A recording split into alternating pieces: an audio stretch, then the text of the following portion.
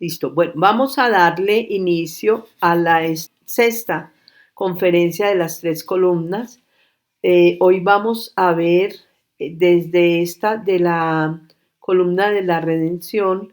Habíamos quedado la última en que Jesús y María restituyeron completamente el daño que habían hecho Adán y Eva. Lo restituyen y luego dice María heredó el reino y junto con Jesús lo heredan a sus hijos. Es María la primera que vive como los beneficios, las consecuencias de esto que había hecho Jesús y de ahí lo heredan a sus hijos. ¿Cómo lo heredan? Lo heredan primeramente por el bautismo, ya que es San Pablo el que dice que por el bautismo ya no eres esclavo, sino hijo, y si hijo también heredero. Entonces, habíamos hablado que en el Antiguo Testamento ellos no eran hijos porque cuando a Jesús le dicen que si es él es el Hijo de Dios, se rasga las vestiduras Caifás y lo condena a muerte. Nadie podía decir, nadie se reconocía Hijo de Dios. Y aquí San Pablo dice en Gálatas 4:7 que por el bautismo ya no eres esclavo, o sea, está hablando de la columna primera, de la creación de la columna después del pecado original, pues ya no eres esclavo sino hijo, y si hijo también heredero. Esta cita la puse para que viéramos pues que en realidad el hombre no se reconoce, ellos no se reconocían hijos de Dios hasta que viene Jesús y trae especialmente los sacramentos. Entonces, aquí en esta parte, como dice San Pablo, que si hijo también heredero, acordémonos que habíamos visto en esta parte del Antiguo Testamento, del Nuevo Testamento, que son testamentos de una herencia. La herencia realmente es el reino de Dios y es la voluntad de Dios. Pero como en la segunda columna, por el bautismo se reciben todos los beneficios que el hombre había perdido en el pecado original por el bautismo. Ya no eres esclavo sino hijo y si hijo también heredero. Entonces les estaba diciendo que el antiguo y el nuevo son testamentos de una herencia. La herencia es el reino de Dios. En la segunda columna, por el bautismo, recibimos nosotros, o a través del bautismo es donde recibimos nosotros todos los bienes que el hombre perdió en el paraíso terrenal. Pero se reciben y se quedan como una pequeña semilla, no se desarrollan en la tercera columna, o sea, en la columna de la santificación, porque el hombre sobre todo no tiene la capacidad, no es tanto por Dios, porque nosotros diríamos cuánto se ha demorado Dios para devolverle al hombre este reino, cuántas generaciones y cuánta gente ha pasado, pero Él está esperando es que nosotros estemos disponibles, estemos preparados, estemos capacitados, sobre todo en la palabra, para recibir estos bienes que Él le quiere dar al hombre. Entonces nos lo da es a través de los sacramentos, especialmente el bautismo. Por eso San Pablo, y por eso puse esta cita, donde San Pablo dice por el bautismo, está diciendo él mismo que es por el bautismo. O sea, los que no se bautizan no son hijos de Dios, quedan como siervos como los del Antiguo Testamento, porque es que Jesús, recordemos que en esta primera columna el hombre había perdido absolutamente todo desde la caída de Adán, quedó con muy pocas cosas, pues tanto que les digo que no podían ni siquiera ellos mismos dominar el demonio, los molestaba, o sea, cuando viene Jesús y hace liberaciones y exorcismos, ellos se sorprenden porque saca demonios, eso no lo hacían ellos. O sea, les tocó vivir en el estado en que estaban hasta que morían. Solamente tenían lo que era la purificación, que realmente se purificaban, pero esa purificación no incluía el perdón de los pecados de Dios. Era un símbolo, pero no lo era. Por eso también dice que quienes, para que vean que el Hijo del Hombre tiene el poder de perdonar pecados, a ti te digo, levántate y anda, porque tampoco se les perdonaban los pecados. Entonces eso para ellos era como un escándalo. Realmente cuando vino Jesús dijo muchas cosas que a los judíos los escandalizaban. Entonces Él viene realmente es a traerle al hombre el reino, pero no se lo puede dar completamente y se lo da en dos etapas. Entonces, en la primera etapa es a través de los sacramentos y a través especialmente del bautismo. Todos los bautizados, y lo dice después San Pablo, dice que los bautizados, o es Jesús, espérate, recuerdo, no, sí, es Jesús, que es en una cita bíblica que lo dice Jesús, que todos los bautizados, los que se salvan, son los que se bautizan y creen y se bautizan. Los que no creen, dice, se condenan. Es una frase que dice Jesús que está en el Evangelio. O sea que es necesario el bautismo para podernos salvar y los sacramentos. Es lo que Él pone como condición.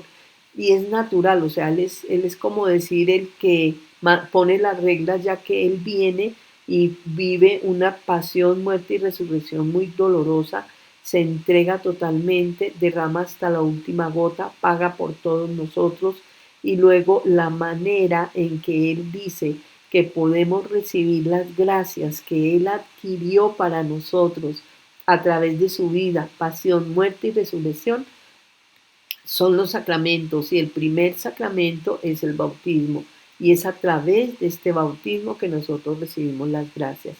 Y por eso aquí San Pablo lo dice, si ya no eres esclavo sino hijo por el bautismo y si hijo también heredero. Si no somos bautizados, nos quedamos como esclavos y no podemos tener parte en la herencia, mejor dicho, también podemos, para que se entienda mejor. El hombre hereda el reino de Dios, pero no está listo para recibirlo. Entonces, ¿qué es lo que pasa? Ya hereda el reino de Dios, porque por eso San Pablo lo dice, si esclavo, si hijo, también heredero.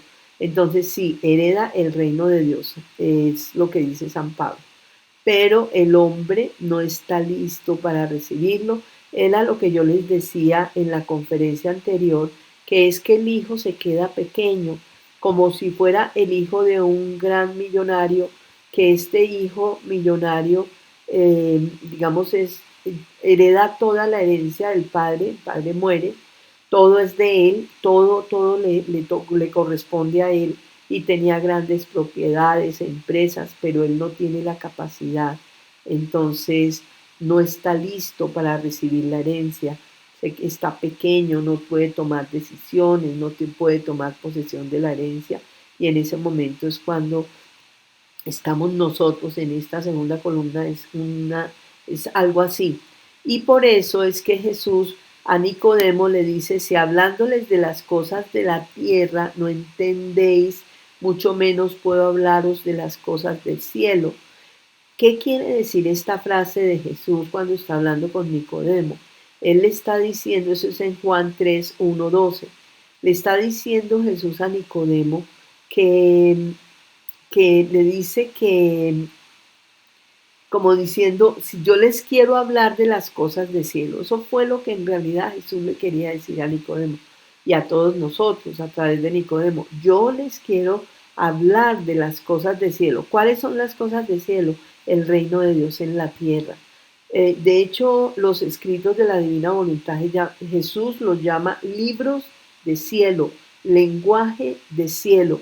O sea, lo que él quería decir cuando estaba hablando con Nicodemo, que si hablándoles de las cosas de la tierra no entendéis, ¿cómo puedo hablaros de las cosas de cielo? Y el lenguaje de cielo es la divina voluntad. Él mismo le manda a poner a San Aníbal María de Francia, que es el confesor de Luisa, santo ya beatificado por la iglesia, que fue el confesor de Luisa de muchos años, que iba leyendo los escritos, iba acompañando a Luisa en este proceso. Él fue el primero que sacó las copias de los libros de la Divina Voluntad y por eso Jesús se refiere a él y a él es el que le dice que debe poner en los escritos libro de cielo y luego la llamada del hombre a Dios, la llamada de Dios al hombre para que regrese al orden, puesto y finalidad para el cual fue elegido por Dios, a este puesto, orden y finalidad, o sea, aquí en esta parte de cuando Adán y Eva vivían en el paraíso terrenal.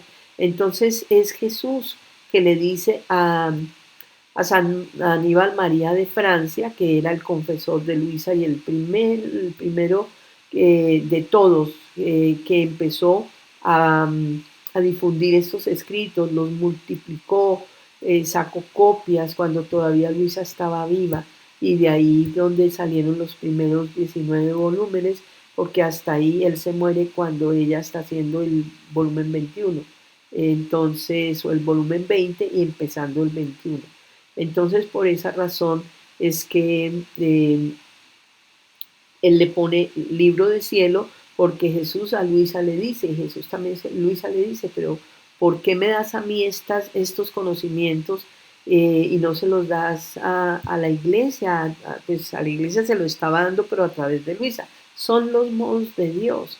Nosotros no podemos juzgar los modos que Dios tiene con sus hijos, la manera de Dios de hacer las cosas.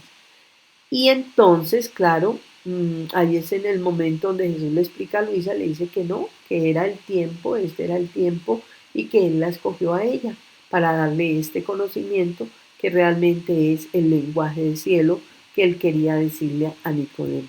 Pues eso ya es una conclusión que no, pues que directamente la hago yo, él no se lo está diciendo en los escritos a Luisa.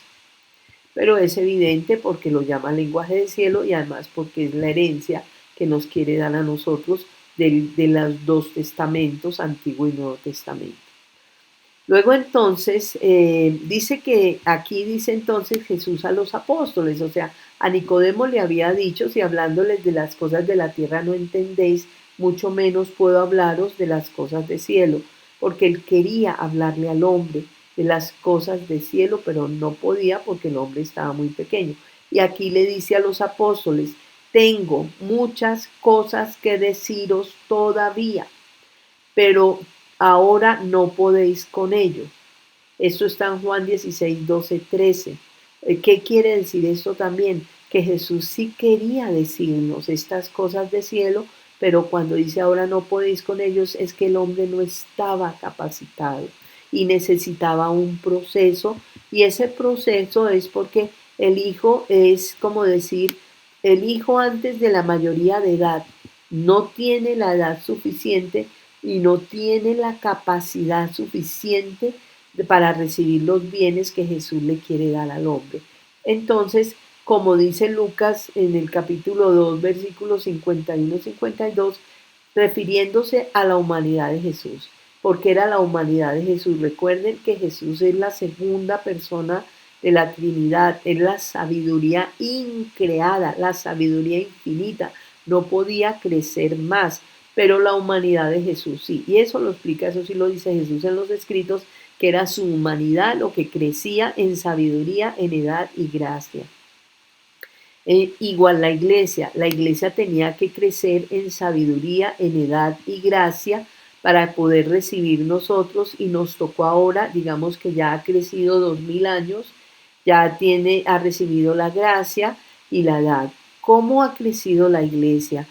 Dios siempre fue dándole gracias nuevas a la iglesia y a través de los santos iba enriqueciendo la iglesia, dándoles a cada uno de los santos gracias mayores. Por ejemplo, San Francisco, que murió en el año 1226, un santo que recibió los estigmas al final de su vida. Sobre todo podemos ver que antes de él no había nadie que había dicho ser estigmatizado por Jesús.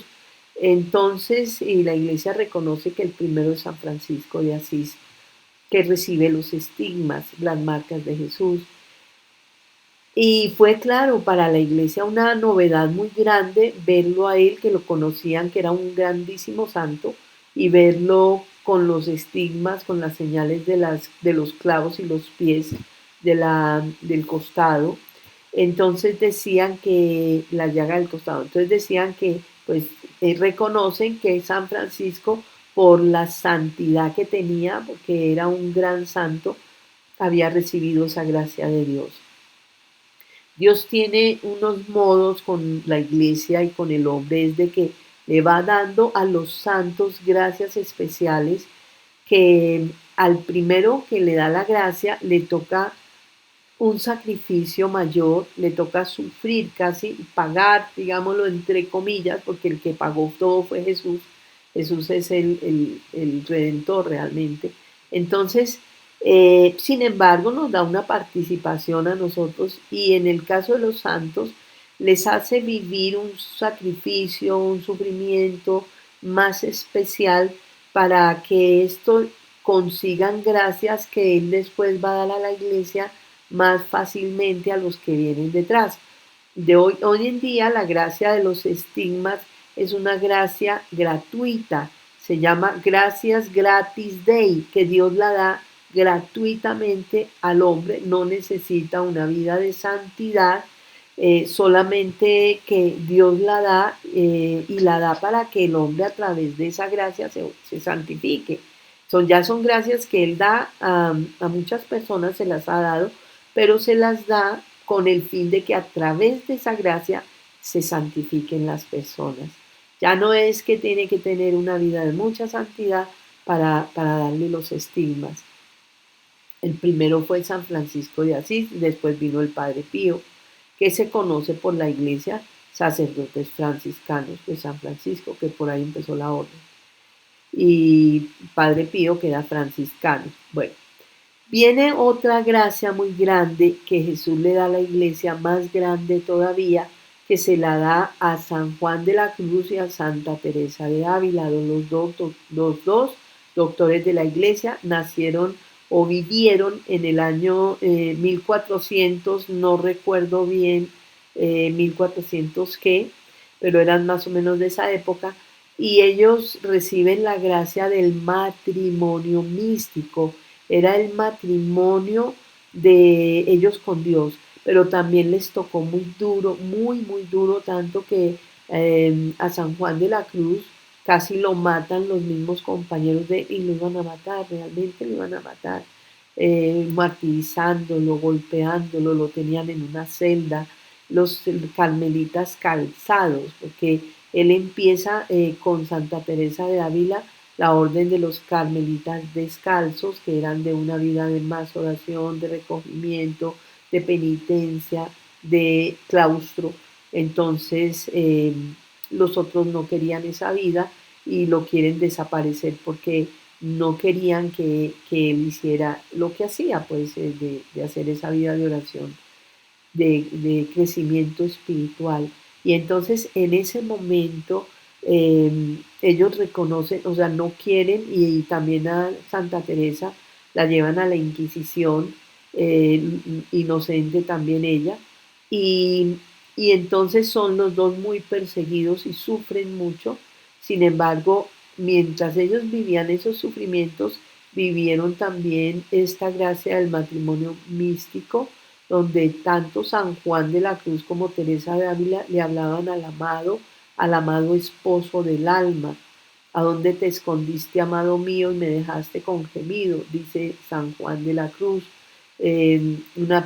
Poesías muy bellas que los dos sacaban, Muero porque no muero, y muchas otras que sacaron, porque ellos sentían un enamoramiento de Dios muy grande que les hacía como anhelar a ese creador. Ya fue una gracia mucho más grande que la que le dio a San Francisco de Asís, porque empieza una unión que empieza Dios con ellos, pero es una unión de un matrimonio místico. No es la unión de la unidad que les he hablado yo, que se da con las dos voluntades, con la unión de las dos voluntades. Esa ya es una unidad mayor, como se las he explicado, por repercusión que tiene en la Trinidad y que tiene en la creación, esa unión, que también lo vamos a hablar más adelantico cuando estemos en la tercera columna. Entonces, en ese tiempo ya está, entonces ellos reciben esta gracia del matrimonio místico. Primero la iglesia estudia la gracia, mira que ellos tengan una vida de santidad y luego de ahí entonces ya reconocen la gracia como una gracia dada por Dios.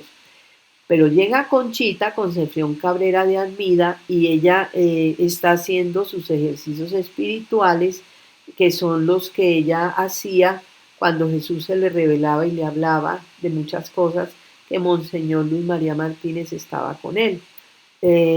Entonces,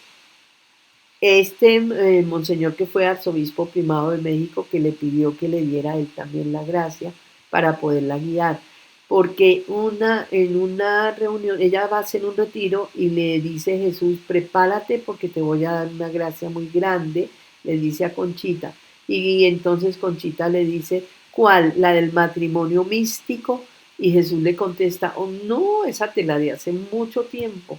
Se le había dado la gracia del matrimonio místico a Conchita y ella ni se había dado cuenta, no se dio cuenta. Lo que le iba a dar era la gracia de la unión transformante, que es la unión que transforma al alma en Jesús, que esa gracia sí es una gracia nueva y es nueva para la iglesia.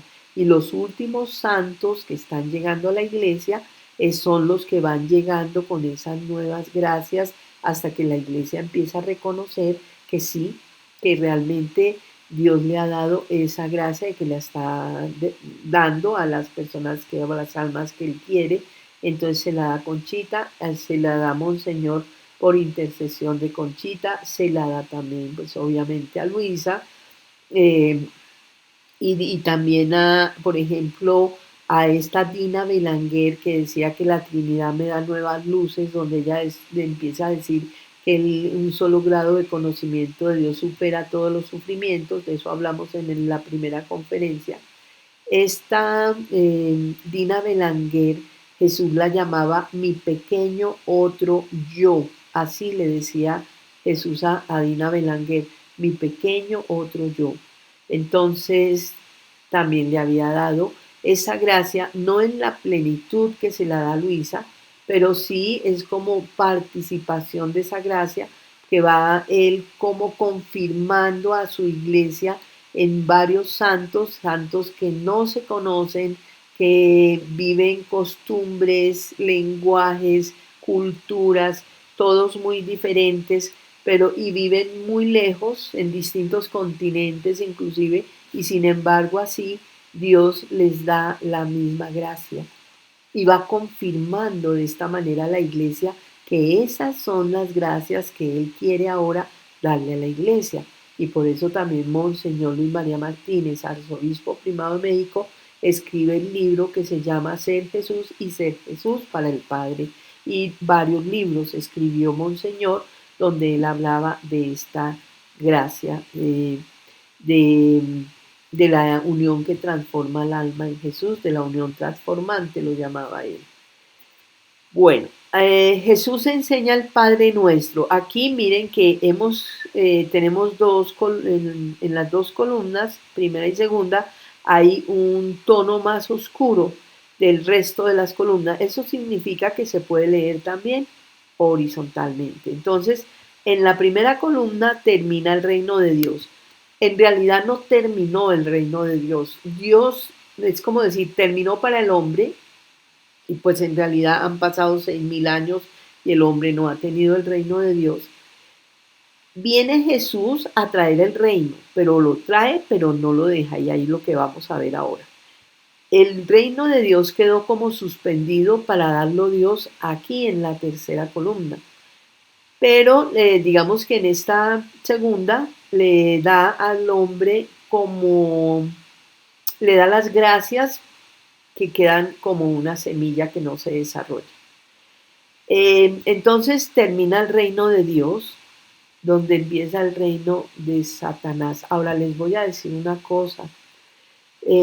Aquí cuando Adán y Eva salen del paraíso, que Dios les había dicho, que eso se me pasó decirles y es muy importante, Dios les había dicho a Adán, le había dicho a Adán, que después de que le dijo a Adán fue que sacó a Eva de la costilla. Eva no estaba en ese momento y Jesús le dice a Adán que de todos los árboles frutales pueden comer, pero del árbol del conocimiento del bien y del mal no pueden comer, porque si comen de él ciertamente morirás.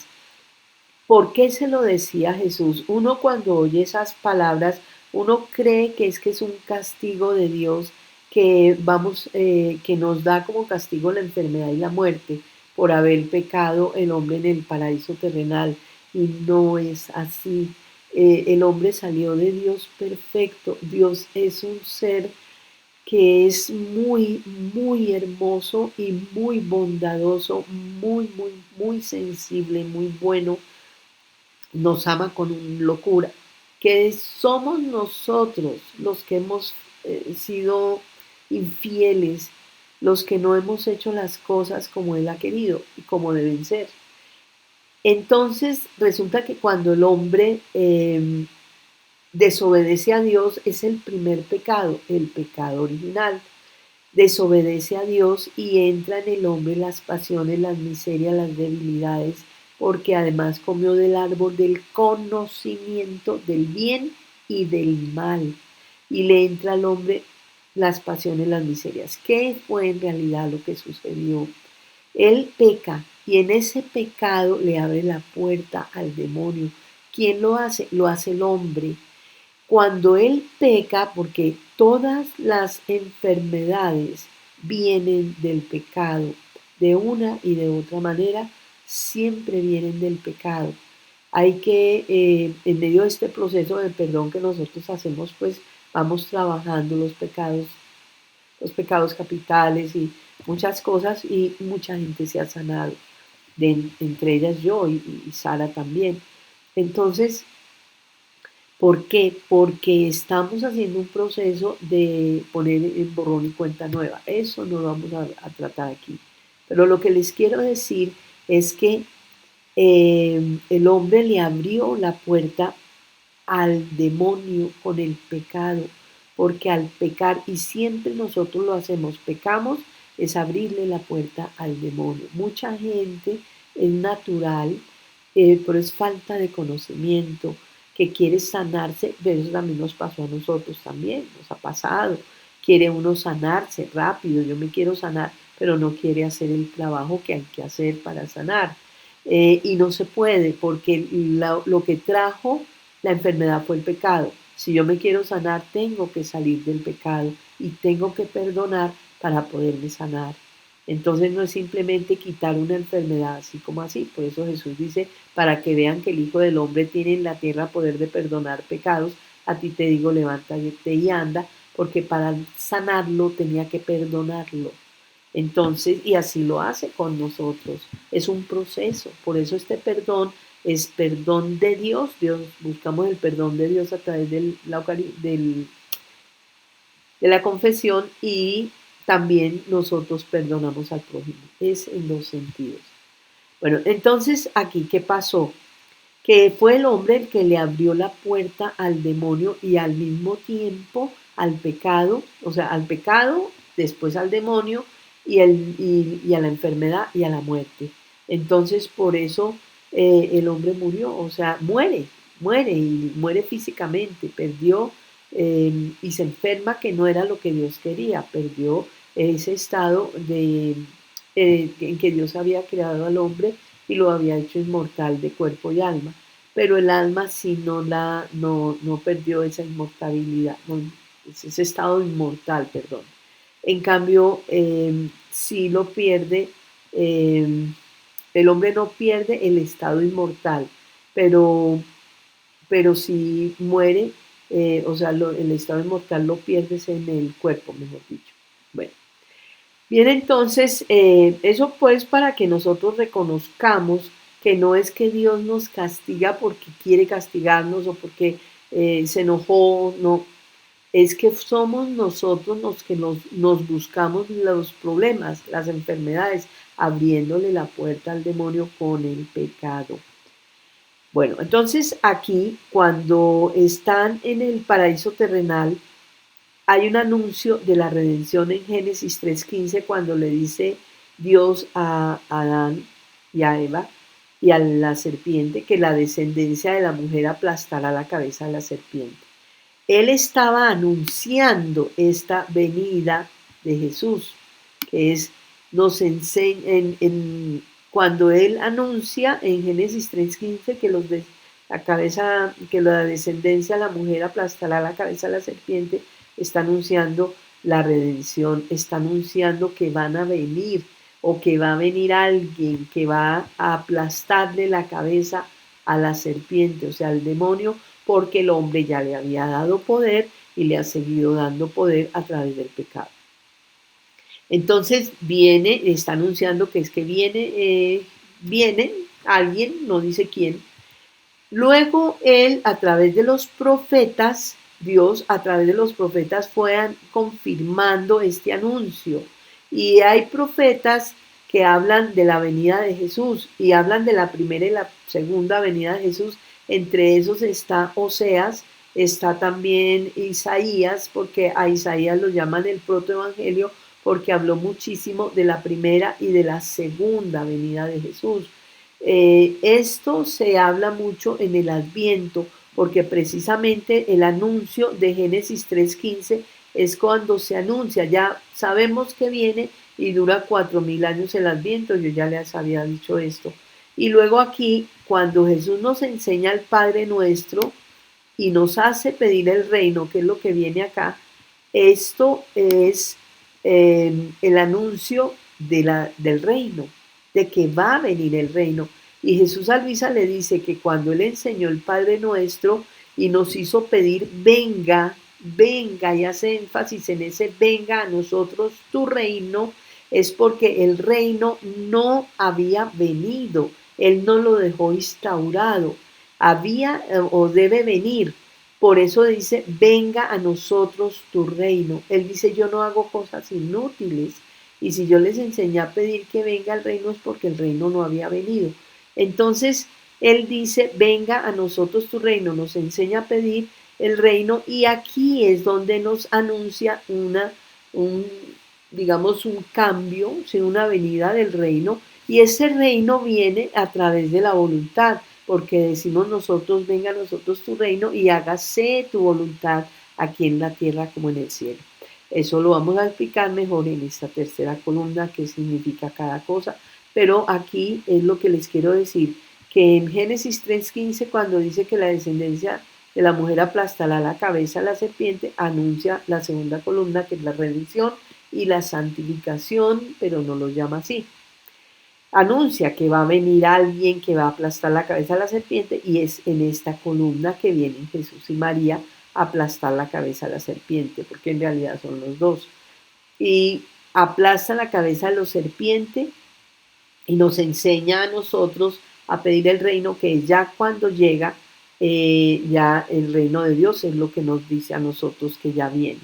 Bueno, luego viene Dios conocido como Padre y María como Madre de Dios y de los hombres. Bueno, en la época del Antiguo Testamento, pues ya vimos que decirle a Dios Padre, a Jesús, lo mataron por eso y por todo lo demás que él decía, anunciando el Evangelio, pero cuando él dice que él es el Hijo de Dios, que Caifás se rasga las vestiduras como un gesto de decir, no, esto ya es una cosa inconcebible, ha dicho una gran blasfemia. Entonces, en ese momento es que él enseña a nosotros y a través del Padre Nuestro que Dios es nuestro Padre, Padre nuestro que estás en el cielo. Y nos enseña que Dios Padre, el Padre de Jesús, es nuestro Padre también.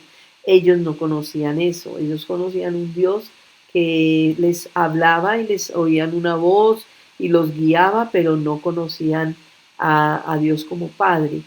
Y luego a María como Madre de Dios y de los hombres. Aquí también les decía yo que cuando Jesús se encarna en el seno de María Santísima, que todos nosotros estábamos en él, y por eso aquí hay una cosa muy bella, y es que Dios conocido como Padre, Jesús nos dice que Dios es el Padre, pero nosotros somos hijos en el Hijo. Somos como hijos adoptados y somos hijos en el Hijo. No podemos ser hijos sin el Hijo. Es en el Hijo que somos hijos. El Hijo unigénito del Padre es Jesús. Es un solo Hijo, es Jesús. Pero en el Hijo nosotros somos hijos. Por eso Jesús siempre dice que todos sean uno, todos sean uno.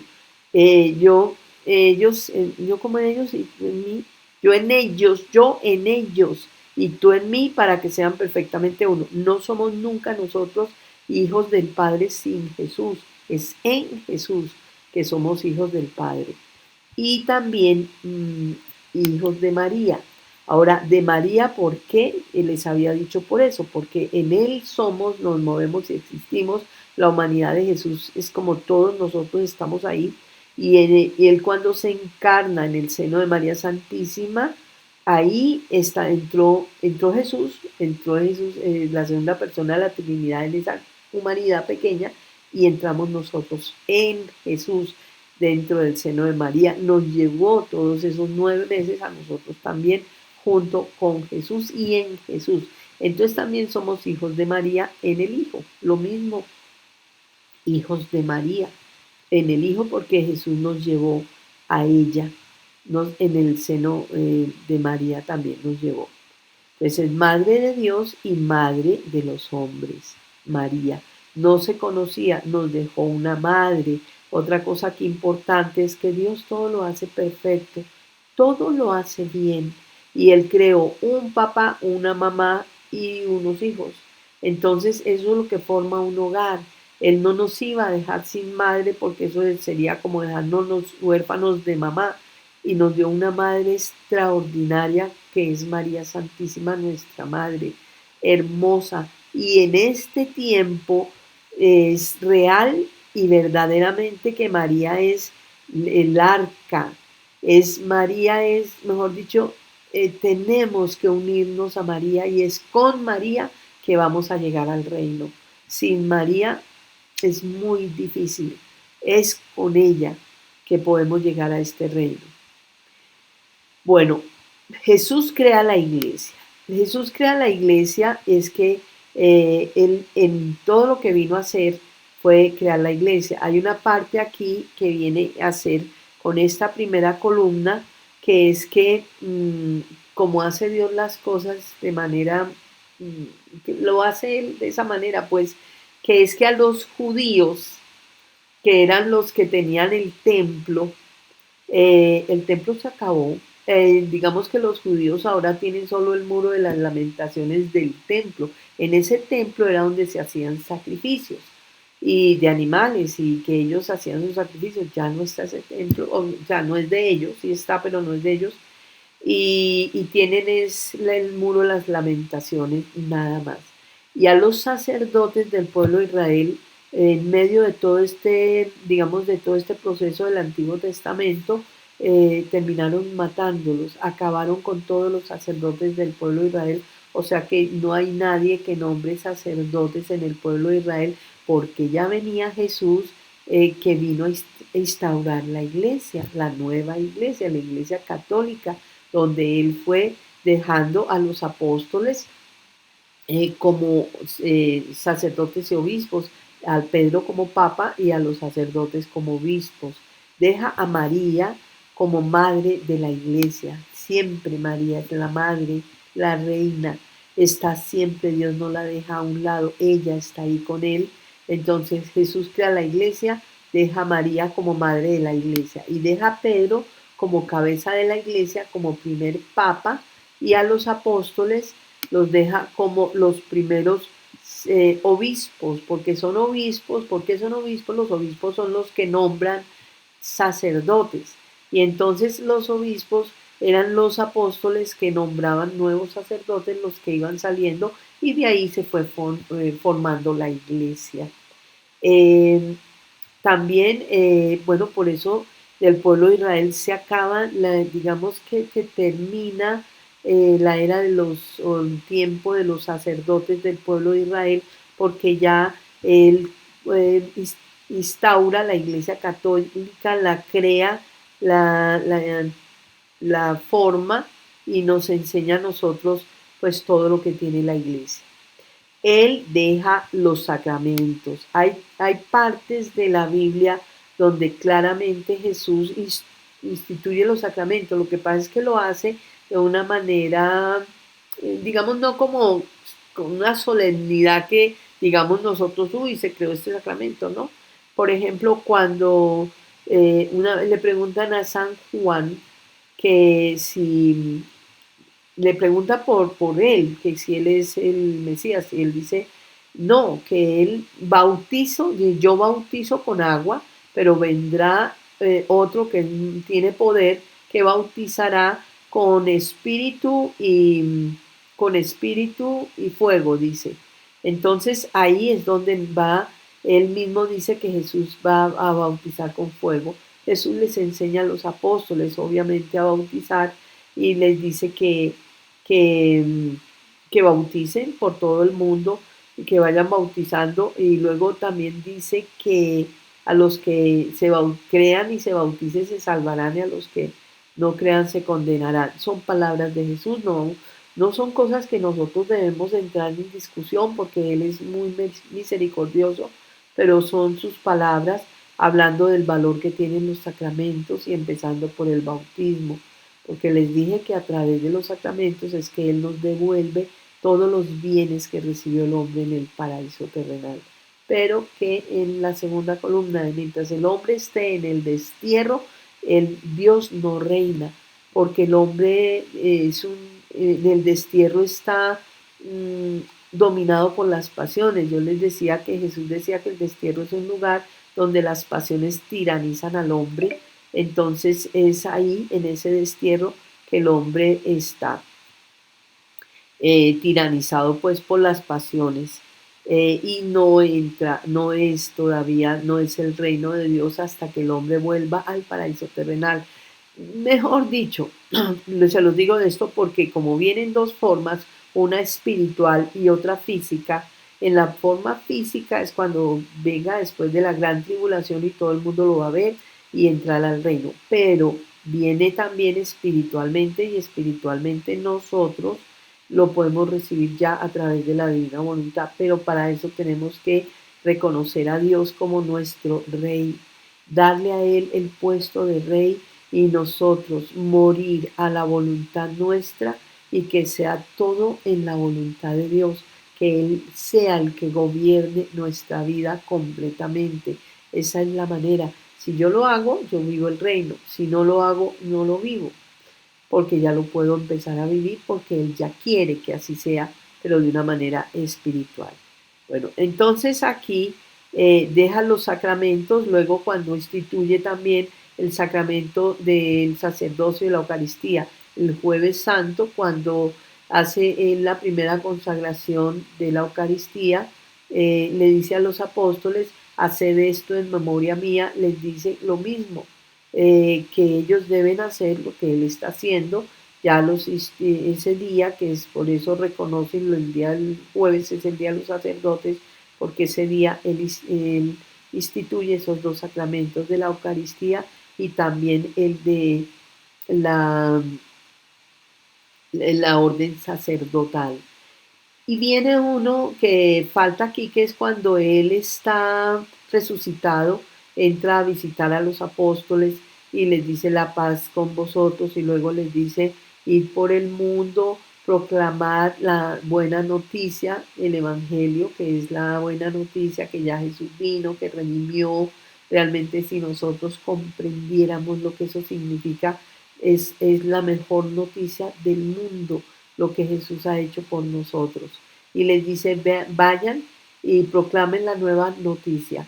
A los que, dice, a los que perdonen los pecados, y a los que les perdonen los pecados les serán perdonados, y a los que les retengan les serán retenidos.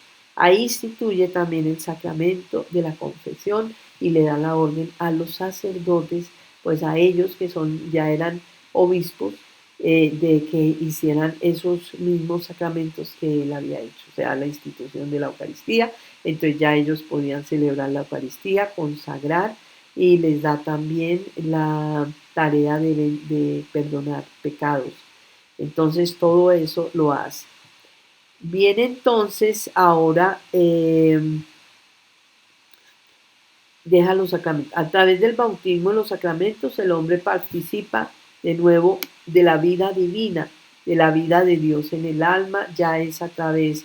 Jesús dice en una lectura que él cuando se encarna en el seno de María Santísima se hace luz para todas las criaturas. Todas las gracias que nosotros vamos recibiendo, las recibimos a través de Jesús, de Él, porque Él pagó a precio de sangre por eso.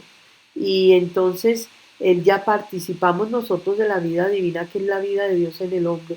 Dios ya nos da la vida divina, lo dice el catecismo también, pero igual se queda sin desarrollarse y es como una pequeña, eh, se queda la semilla pequeña de la vida divina que se va a desarrollar ya en la tercera columna.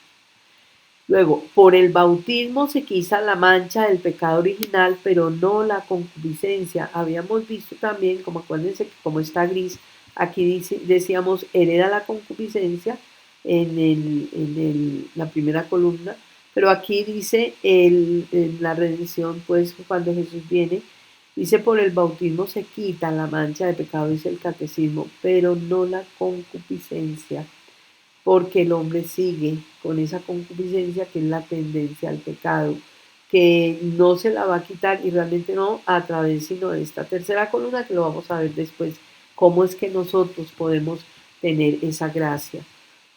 Pero lo vemos es en la tercera porque ahí es donde se explica cómo la podemos recuperar también. Por el bautismo, el hombre recibe la participación de sacerdote, de rey y profeta. Esta es la otra parte también, el bautismo. Por el bautismo recibe la participación de sacerdote, de rey y de profeta. Los del Antiguo Testamento, por ejemplo, cuando alguien, ellos, por ejemplo, no podían ser sacerdotes, sino solamente los del pueblo leví, los levitas eran sacerdotes. Si habían miembros o personas que querían ser sacerdotes, pero no eran levitas, no podían, eran solo los levitas. Reyes, solamente eran los reyes de Israel y los ungía el profeta. Y el profeta que les anunciaba cosas que Dios les mandaba, les decía, vaya, dígale a mi pueblo tal cosa, ellos lo decían y eran los que ungían con aceite. Entonces, los sacerdotes los ungían los mismos sacerdotes, los obispos de ellos, pues los sacerdotes de ellos mismos, que eran de rango mayor, no se llamaban obispos en ese entonces, los sacerdotes del pueblo de Israel. También el rey los ungía al profeta y los profetas pues los elegía Dios. Pero eran o sacerdotes o reyes o profetas. Nosotros por el bautismo somos sacerdotes, reyes y profetas. El sacerdocio se ejerce, también se va a ejercer y desarrollar en esta tercera columna, porque hablo del sacerdocio bautismal, porque ya es la víctima está en nosotros, que es Jesús, y la idea es que nosotros estemos ofreciendo a Jesús continuamente al Padre. Es la función del sacerdote ofrecer la víctima al Padre. De esto también habla Monseñor Luis María Martínez de una manera muy, muy bella, de cómo nosotros podemos ser sacerdotes por el bautismo. Está hablando de los laicos y de cómo podemos ofrecer esa víctima que es Jesús. Obviamente que esto también los sacerdotes, pues precisamente él es un sacerdote que yo les decía que fue arzobispo primado de México, entonces pues él como sacerdote pues con mayor razón ofrecer esa víctima que es el mismo, como en los sufrimientos. Y Jesús le dice a Conchita que cuando ella esté en sufrimiento repita las palabras, porque le dice, tienes a la víctima contigo, le dice Jesús a Conchita. Jesús ya estaba en Conchita. como después en Luisa, transformados, transformados y con una unión transformante que transforma el alma en Jesús. Y le dice Jesús a Conchita, tienes a la víctima contigo, ofrécelo directamente al Padre y diciendo, este es mi cuerpo, esta es mi sangre. Es la manera como nosotros podemos ofrecer o como podemos desarrollar pues ese sacerdocio en nosotros, ofreciendo la víctima que es Jesús, que está en nosotros, especialmente en los sufrimientos, repitiendo esa frase, este es mi cuerpo, está en mi sangre, unidos a Jesús, fundidos en Jesús y en su voluntad, que es como Él nos enseña que todo lo que nosotros hacemos unidos con Él y en su voluntad, como son sus cosas, dice Jesús, todo lo que el alma hace junto conmigo y en mi voluntad, como son mis cosas, así quedan las suyas. Entonces, la manera es unidos a Jesús, fundidos en Él y en su voluntad. Decimos, este es mi cuerpo, esta es mi sangre, ofreciendo los sufrimientos que nosotros tenemos. Es la manera de desarrollar esa condición sacerdotal, pero por el bautismo. Que eso ya en el reino se va a vivir plenamente. Por ahora, pues es irlo haciendo en la medida que nosotros podemos hacerlo. Jesús instruye a María sobre la iglesia y ella a los apóstoles. En este punto, Jesús también lo dice que durante esa vida oculta de Jesús, que entre otras cosas yo siempre les he dicho que la vida oculta de Jesús viene a ser porque, fíjense que Jesús nace y recién nacido lo querían matar, lo estaban persiguiendo los del pueblo de Israel, Herodes quería matarlo, porque temía que le iba a quitar el reinado y no era ese el reinado que Jesús venía a instituir, era el reinado del reino de Dios en la tierra. Pero ellos no entienden y creen que se ven amenazados, entonces mandan a matar a todos los niños, que es la muerte de los inocentes. Y resulta que como mandan a matar a todos los niños, ahí Jesús tiene que huir y huyen a Egipto. Entonces en Egipto dura 3 años, a los 3 años ya ha muerto Herodes y se devuelven otra vez pero ya no vuelven a Belén, sino van a Jerusalén, a Nazaret donde está la casita de Nazaret. Y ahí en esa casita viven su vida oculta. ¿Por qué Jesús vive una vida oculta? Porque el hombre no podía resistir a Dios en la tierra, porque lo persigue para matarlo. Él se hace público a los 30 años y a los 33 años lo mataron. Duró 3 años en la vida pública y lo matan. O sea, no soporta el hombre que Dios habita en la tierra. Obviamente que en la tercera columna sí será así, pero mientras el hombre viva en este estado de destierro, donde las pasiones lo dominan, donde le da campo al pecado, donde la soberbia no lo deja y quiere ser pues el duro y el poderoso, entonces a Dios no lo soportan y él lo matan. Entonces él tenía que estar escondido y por eso su vida pública es en silencio para que al menos llegue a la edad donde él va a cumplir la redención, que es la paz, la vida primero, donde él empieza a anunciar el evangelio, a preparar a los apóstoles, porque son los que van a seguir con la iglesia, los sacerdotes y el papa que era San Pedro, los obispos y sacerdotes, los obispos y el papa que él tenía, que eran los sacerdotes, los obispos, perdón, los apóstoles. Entonces, él los prepara durante esos 3 años, que si uno ve realmente son muy poquitos años, pero es cuando viene el Espíritu Santo en Pentecostés que ellos reciben una transformación realmente muy, muy grande y empiezan a entender lo que Jesús les había dicho durante todos esos 3 años. Ellos ya empiezan a entender porque tienen la gracia, la iluminación del Espíritu Santo. Entonces es muy interesante.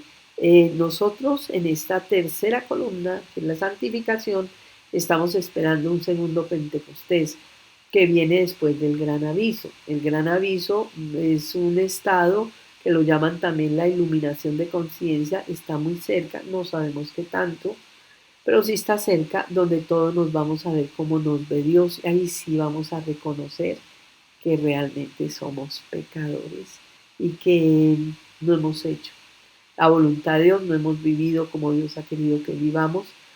Va a ser muy duro para mucha gente, para otros no tanto, dicen los que conocen y los que anuncian ese gran aviso. También dicen que después del gran aviso, no sé si en el mismo gran aviso o después, viene el segundo Pentecostés, que es cuando mm, vamos a recibir también nosotros gracias muy especiales preparándonos para este tiempo tan doloroso que se nos aproxima y de una vez para evangelizar, enseñar, ayudar y para entrar al reino también. Entonces, eh, aquí, pues, en todo ese tiempo de la vida oculta de Jesús, él le fue como diciendo a la Virgen lo que él quería de su iglesia. Y la Virgen, por eso la Virgen se queda muchos años, no sabemos tampoco exactamente el número de años que ella se queda después de que muere Jesús, pues ya había María cumplido, digamos, su misión, pero no del todo, porque María es madre de la iglesia, se queda como madre de los apóstoles de manera especial, los guía, los dirige, les enseña y les pasa cosas que Jesús le había dicho a la Virgen que les debía decir a ellos y les debía pasar después de la muerte de él y la resurrección, porque Jesús no quedó muerto, sino resucitado. Entonces Jesús instruye a María sobre la iglesia y ella a los apóstoles. María es el arca de la salvación. El arca de la salvación, ¿por qué? Porque aquí es el arca de la salvación de los que estaban dentro en el Noé, en el arca, se salvaron. María es como el arca de salvación que se salva el que está con ella, dentro de ella y en ella y con ella. María, la que tiene, el que tenga María en el corazón, el que sea devoto, el que haga el rosario, esté con ella. Ella es arca de salvación. Y de hecho María, dice Jesús también en los escritos, que María es la que marca en la frente a sus hijos, a estos hijos que las tribulaciones no los van a tocar. Yo les decía que en el Antiguo Testamento hubo todas esas plagas de Egipto, que fueron 10 plagas, que podía estar un egipcio y un israelita de frente y venía una plaga y la plaga volvía nada al egipcio, pero al israelita ni lo tocaba. María va a marcar la frente de todos los elegidos, porque eso lo dice Jesús también en los escritos, que ella va a ser la que va a marcar a sus hijos, a los hijos que no, que va a proteger de de todo esto que se viene, de estos castigos que realmente son castigos, esta tribulación tan grande que vamos a vivir, la última, la gran tribulación. Entonces ella es la que marca en la frente a los que son sus hijos, que va a proteger de todas las cosas que se vienen para este mundo, que viene a ser de la tribulación. María, arca de la alianza, o sea, la alianza que hace Dios con el hombre, María es como el arca de esa alianza. Ella lo dice Marialis Cultus, que es un libro que, si no estoy mal, lo hizo Pablo VI, el Papa Pablo VI. Y ahí habla de que María es el arca de la alianza. Luego viene Jesús, mire, aquí esta parte también es interesante de los nacidos de mujer. Resulta que en el Antiguo Testamento, en este Antiguo Testamento, habían profetas y Jesús dice que Juan Bautista es el último profeta, o sea que Juan Bautista termina con esta columna, por decirlo así, para que me entiendan. Que porque él ya estaban Jesús y María aquí en la tierra, o sea, ya estaban empezando esta columna, pero dice que Juan Bautista es el último profeta y dice que de los nacidos de mujer, fíjense que él llama a los del Antiguo Testamento nacidos de mujer porque no eran hijos de Dios, eran siervos, a todos los del Antiguo Testamento. y a través del bautismo nosotros somos hijos. Entonces él dice que de los nacidos de mujer, el más grande de todos es Juan Bautista.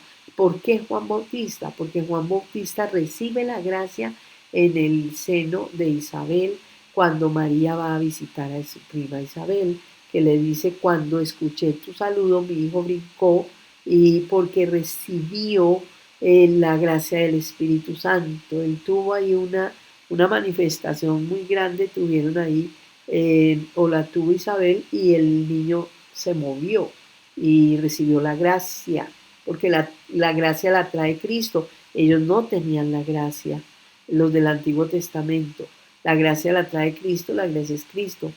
Y entonces dice que de los nacidos de mujer el más grande es Juan Bautista, pero Juan Bautista quedó como parte del Antiguo Testamento y quedó como justo. Estos, los buenos del Antiguo Testamento se llaman justos, y a los buenos del Nuevo Testamento ya se llaman santos, los que la iglesia canoniza como santos. Entonces ellos se quedan como justos y Juan Bautista queda como justo del Antiguo Testamento y es el más grande de todos del Antiguo Testamento, pero no recibió la gracia del bautismo de Jesús. Él bautiza a Jesús, pero no recibe la gracia del bautismo. El Antiguo Testamento se entiende a través de Cristo, lo dice San Pablo en segunda carta de San Pablo, Corintios 3. Eh, Aquí dice San Pablo, que me parece muy interesante, que él dice como que decir que todo lo que se vivió aquí en esta primera columna, todo lo que pasó en el Antiguo Testamento, se anunciaba la venida del Mesías, se decía que el Mesías iba a morir, que se veía que era toda una llaga que no se reconocía, todo eso lo anuncia Isaías.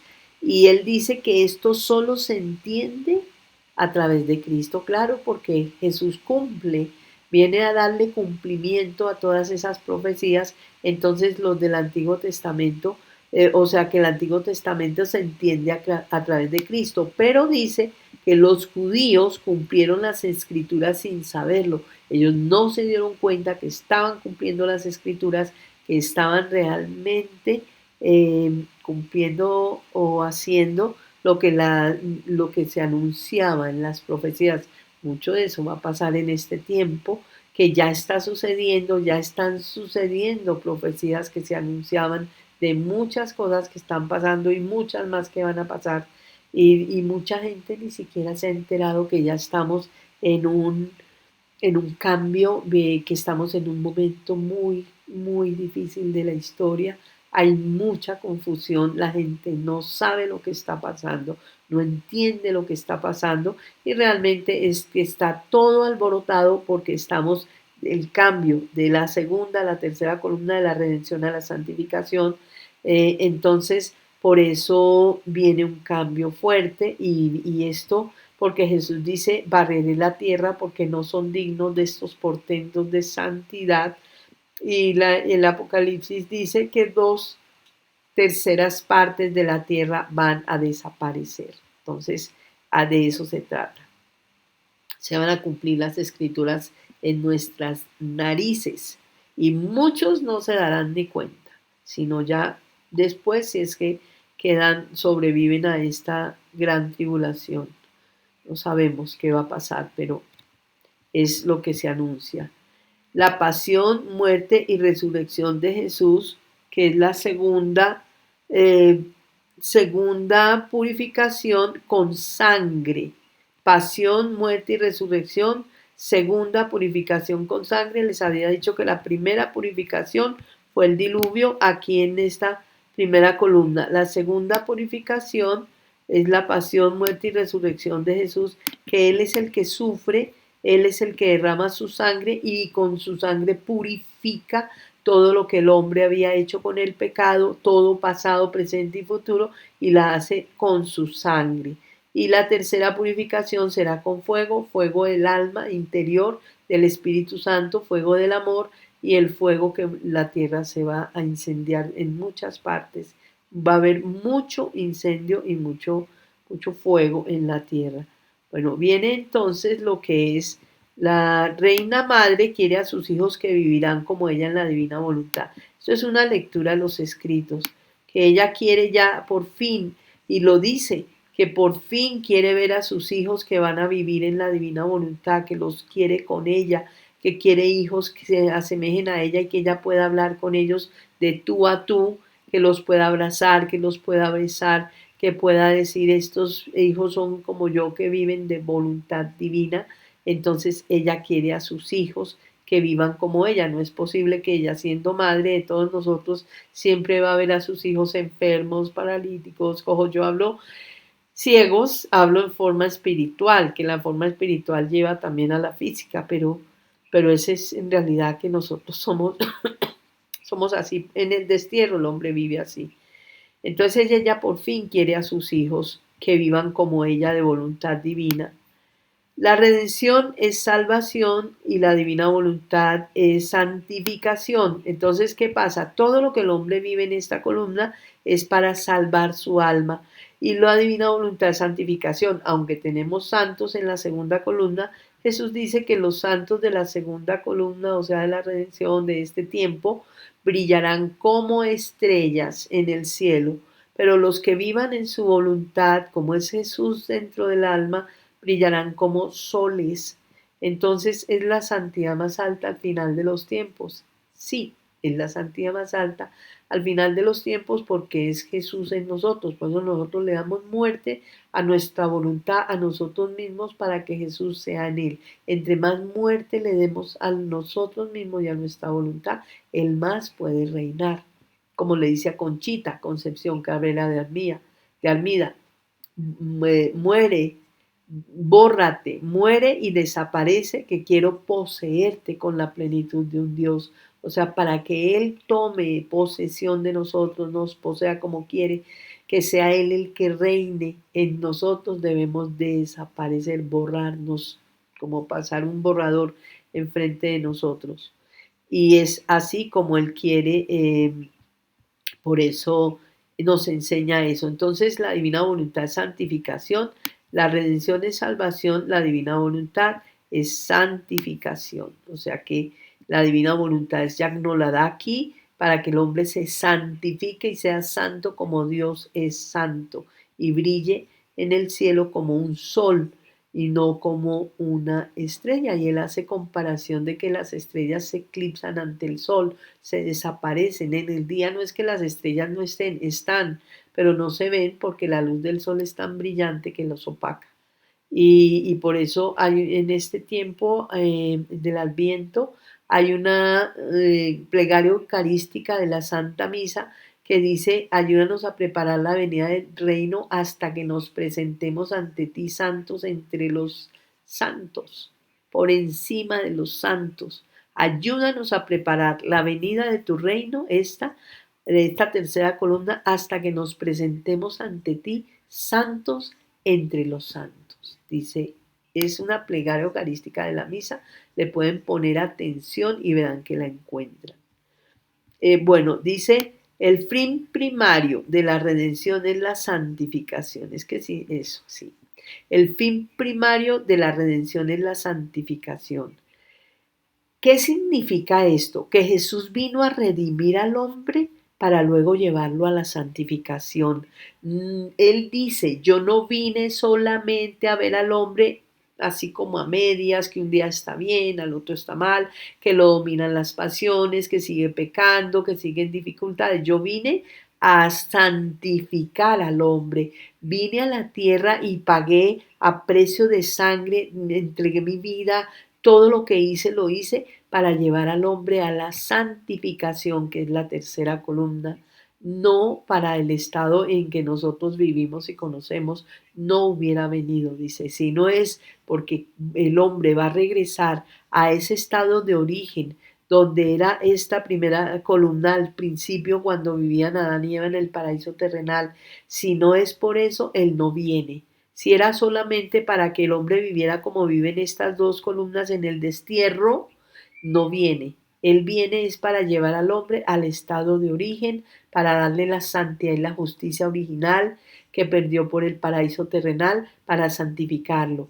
Entonces él, por eso es que dice, el fin primario, o sea, lo primero, lo más importante de la redención es la santificación. Lo más importante de la redención es la santificación. Es así como él lo dice y así es como es. Lo más importante de la redención es la santificación. Hoy terminamos aquí, continuamos en la próxima conferencia.